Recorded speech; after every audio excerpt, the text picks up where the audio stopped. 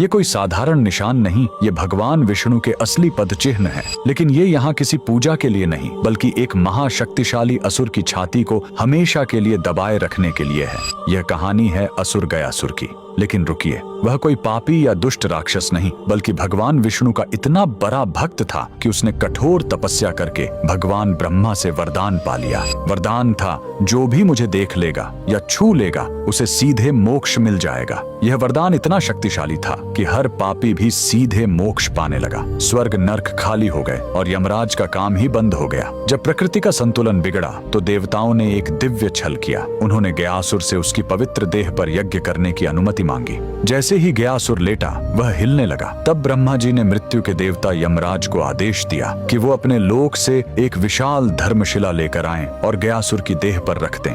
लेकिन गयासुर फिर भी हिलता रहा।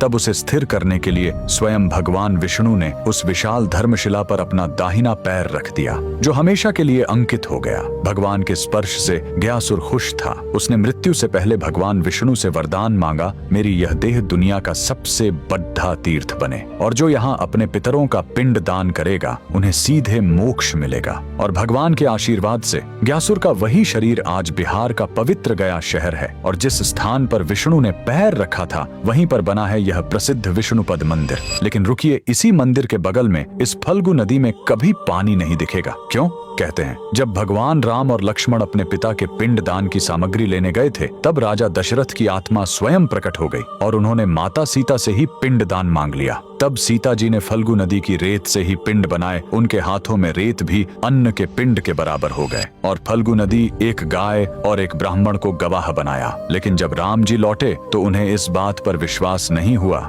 कि बिना सामग्री के पिंड दान कैसे हो सकता है। और राम के अविश्वास को देखकर तीनों गवाह डर गए और झूठ बोल गए। तब क्रोधित होकर सीता जी ने तीनों को श्राप दे दिया और फल्गु नदी को श्राप मिला कि तुम हमेशा सतह के नीचे ही बहोगी। कमेंट में जय श्री विष्णु जरूर लिखें।